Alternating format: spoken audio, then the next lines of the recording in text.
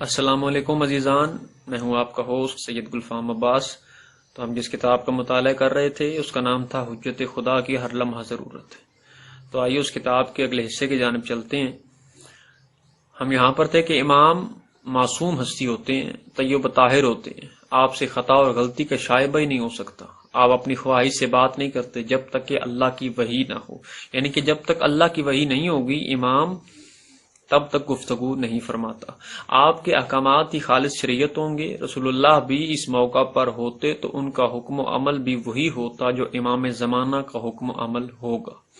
یہ سوچ بھی بالکل غلط ہے کہ کربلا میں امام حسین علیہ السلام کی شریعت مختلف تھی۔ معاذ اللہ، یہ سوچ غلط ہے کہ وہاں پر کربلا میں مولا کی شریعت مختلف تھی۔ رسول اللہ بھی وہی کچھ کرتے جو امام حسین علیہ السلام نے کیا۔ آپ کا ہر تازہ حکم اللہ تعالیٰ کا آخری اور فائنل حکم ہوگا۔ ہمارے امام خدا کی خدائی پوری کائنات کا نظم و نسق چلانے کے لیے تدبیریں اور احکامات صادر فرما رہے ہیں۔ علامہ الحفیظ، ان کو ضبط تحریر میں لانا انسان کے لیے ممکن نہیں ہے۔ ولایت علی سے انکار کے بعد ناصبیوں نے علم کا دروازہ اپنے ہی ہاتھوں بند کر دیا، جس کے بعد ہمارا کائناتی علم بھی محدود ہو کر رہ گیا۔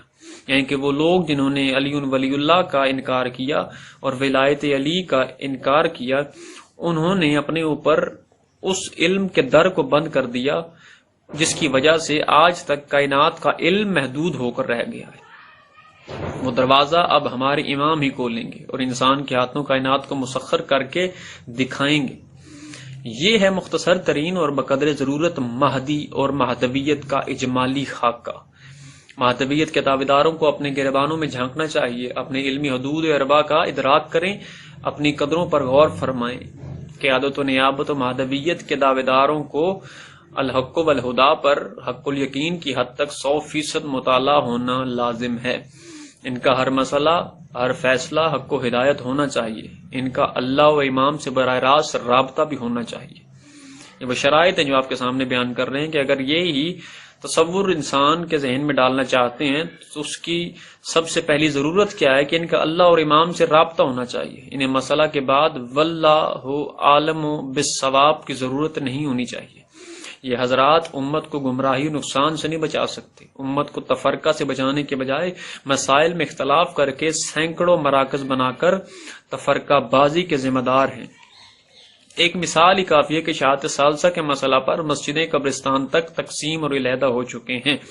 قارئین غور فرمائیں، کیا خاطی انسان ان تمام افعال و اعمال و حقوق و فرائض جو کہ مختصراً تحریر کیے گئے ہیں ان سب کا امین ہو سکتا ہے؟ یہ وجہ ہے کہ اللہ، رسول اور امام کے احکامات کی بجاوری لازم ہے۔ امر بالمعروف اور نہی عن المنکر پر عمل کرنا بھی لازم ہے، لیکن ان امور و احکامات کا اجرا امام زمانہ ہی کے دست قدرت میں ہے۔ یہ صرف معصوم ہستی ہی کے حقوق و فرائض ہیں، خاطی انسان کے بس کی بات نہیں ہے۔ ان لوگوں نے امام زمانہ کی ذات مقدس کو عوام کے سامنے ایسے پیش کیا، آپ کی غیبت سے فائدہ اٹھاتے ہوئے ایسا غائب کر دیا کہ آپ حضرت کی خاطر خواہ ضرورت ہے، نہ کوئی فائدہ ہے نہ کوئی نقصان ہے۔ یعنی کہ ان لوگوں نے وقت کے امام کو ایسے پیش کیا جیسے وہ اس دنیا میں ہیں ہی نہیں اور نہ ہی ہوں گے، ان کا وجود باقی نہیں ہے۔ یعنی کہ اب ان کے وجود سے ہمیں نہ کوئی فائدہ ہے نہ نقصان ہے۔ اب آپ حقوق و فرائض پر کھینچ تان کر قبضہ کرنے کے در پہ امام زمانہ کو مکمل طور پر معطل کرنا چاہتے ہیں اور رحمانی نظام کو معطل کر کے شیطانی نظام کو رحمانی نظام کے نام سے جاری رکھنا چاہتے ہیں۔ یعنی کہ وہ لوگ ایسے لوگ ہیں جو کہ رحمانی نظام کو معطل کر کے شیطانی نظام پر نافذ کرنا چاہتے ہیں اور وہ اپنے نظام کو اس نظام پر نافذ رکھنا چاہتے ہیں۔ قارئین سے درخواست ہے کہ مندرجہ بالا پیراگراف شروع سے آخر تک بار بار مطالعہ فرمائیں۔ ایسی سوچ اور ذہنیت سے چوکنا اور ہوشیار رہیں جو حکمرانی حاصل کرنے اور اسے دوام بخشنے کے لیے شیطانی وسوسوں پر عمل پیرا ہیں، سادہ لو عوام کو اغوا کر رہے ہیں۔ انہی لوگوں کے لیے امام جعفر الصادق صلوات اللہ علیہ نے فرمایا ہے، امام زمانہ کے دشمن وہ فقہا ہوں گے جن کی تقلید کی جا رہی ہوگی اور وہ اہل اجتہاد ہوں گے۔ چھٹے مولا فرماتے ہیں کہ امام زمانہ کے آخری دور میں دشمن کون سے ہوں گے؟ وہ فقہا ہوں گے جن کی تقلید کی جا رہی ہوگی اور وہی فقہا اہل اجتہاد ہوں گے۔ جب وہ دیکھیں گے کہ امام زمانہ ان کے فتووں کے خلاف عمل حکم دے رہے ہیں تو نہ صرف یہ کہ وہ امام کے دشمن ہو جائیں گے، بلکہ اگر امام کے ہاتھ میں تلوار نہ ہوتی تو یہ فقہا ان کے قتل کا فتویٰ دے دیتے معاذ اللہ، کیونکہ اللہ امام کو تلوار کاتے اور اخلاق کریمہ کے ساتھ ظاہر کرے گا، تو یہ ان کے خوف اور مقام کے لالچ کی وجہ سے ان کا حکم مانیں گے اور امام کی عداوت کو دل میں چھپائیں گے اور ایمان کا اظہار کریں گے۔ جب امام ظہور فرمائیں گے تو ان کے فقہا کے علاوہ کوئی بھی ان کا کھلم کھلا دشمن نہیں ہوگا۔ چھٹے مولا فرما رہے ہیں جب ہمارے آخری مولا تشریف لائیں گے تو اس وقت ان کے کھلم کھلا دشمن صرف اور صرف وہ فقہا ہوں گے جن کی تقلید کی جا رہی ہوگی، اور وہ تمام افراد ہی صاحب اجتہاد ہوں گے۔ آگے 3-4 کتابوں کے ریفرنس ہیں، مستدرک میں بھی موجود ہے، اثر ظہور میں بھی موجود ہے، کتاب الاربعین صفحہ نمبر 230 میں بھی یہ روایت موجود ہے۔ 18واں پوائنٹ ہے نصرت اور ناصرین۔ قارئین یہ بات آپ کے مشاہدہ میں ہوگی کہ ہمارے بہت سارے علماء اور فقہاء و مجتہدین اپنی ذاتی منافعت اور اقتدار و حکمرانی کی خاطر امام العصر والزمان کی ذات مقدس کو پس پشت ڈال رہے ہیں۔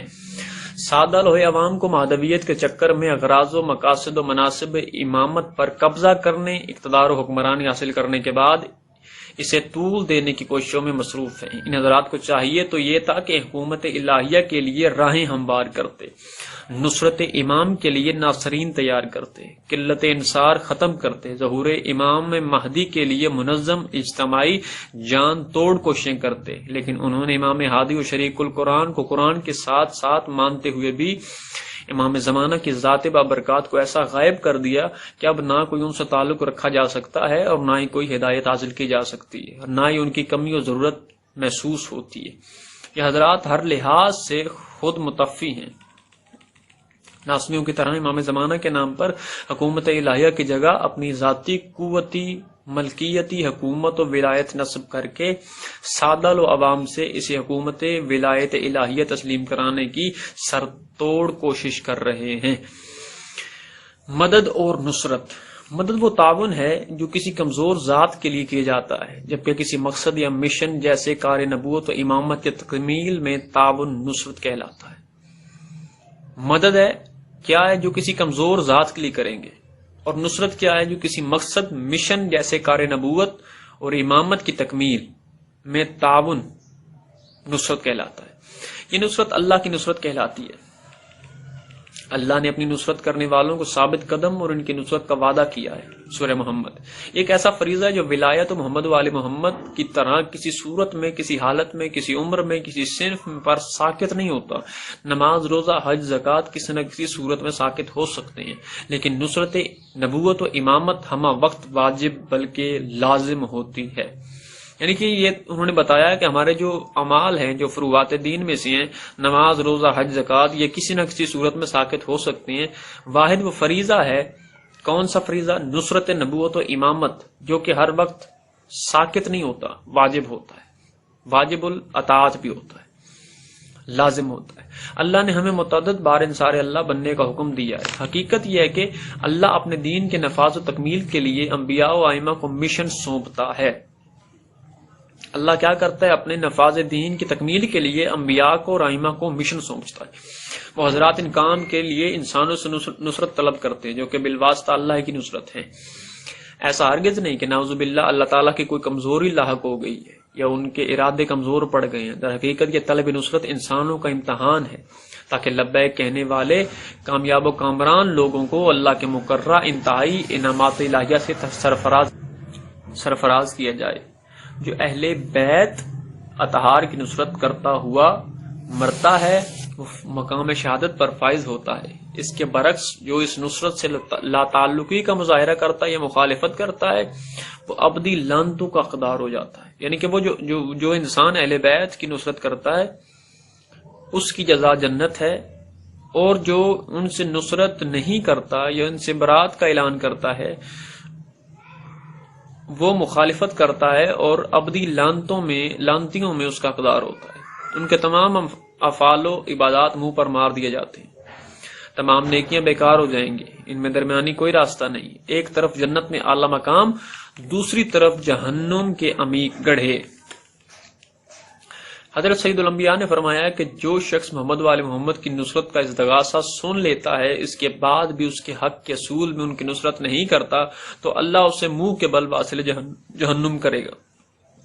کیا فرمایا سید الانبیاء نے؟ جو شخص محمد وآل محمد کی نصرت کا دعویٰ تو بھرتا ہے، دم تو بھرتا ہے، لیکن ان کی اس مقام پر نصرت صرف دم بھر کے کرتا نہیں ہے، تو اللہ اسے واصل جہنم کرے گا، وہ بھی منہ کے بل۔ امام مظلوم کربلا صلوات اللہ علیہ کا استغاثہ، طلب نصرت، حل میں ناصر، کربلا میں انسانوں کا امتحان اور ان کے درمیان فیصلہ تھا۔ یہ استغاثہ تا قیامت لاگو ہے، جو خبیث و طیب مومنوں، ناصرین و دشمنان خاذلین کو جدا جدا کرتا رہے گا۔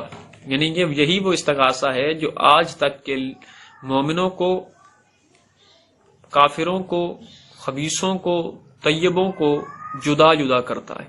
نصرت امام زمانہ واجب ہی نہیں بلکہ لازم ہے۔ 19واں پوائنٹ ہے، نصرت امام زمانہ واجب ہی نہیں بلکہ لازم ہے۔ نصرت معصومین انتہائی اہم فریضہ ہے۔ نصرت ہی ایمان کی پہچان اور باوقار محبت المودت کا تعارف ہے۔ المودت کا تعارف کیا ہے؟ نصرت امام۔ واجب احکام وقت اور حالات کے تحت ساقط ہو سکتے ہیں، یعنی کہ جو واجب احکام ہیں وہ وقت اور حالات کے تحت ساقط ہو سکتے ہیں، لیکن یہ فریضہ کسی وقت، کسی حالت، کسی صورت میں بھی ساقط نہیں ہوتا۔ نصرت امام زمانہ بچے، بوڑھے، جوان، خواتین، امیر، غریب، نادار، معذور، بیمار، ہر شخص پر لازم ہے۔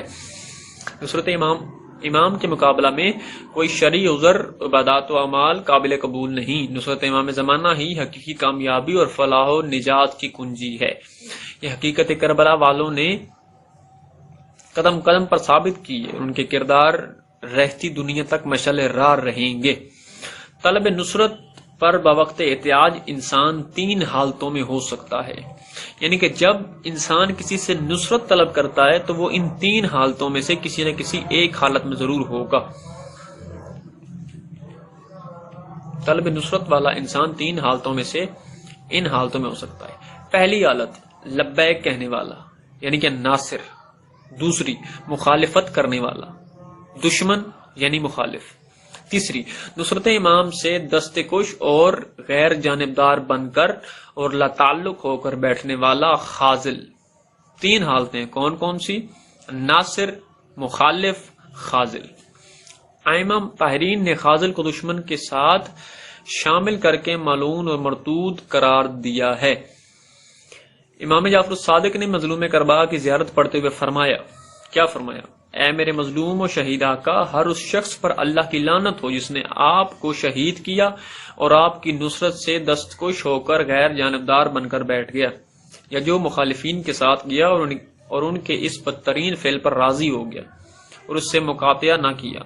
ہم اس بات کی گواہی دیتے ہیں کہ وہ سارے کفار اور مشرکین ہیں، اللہ اور اس کے رسول ان سے برات کرتے ہیں۔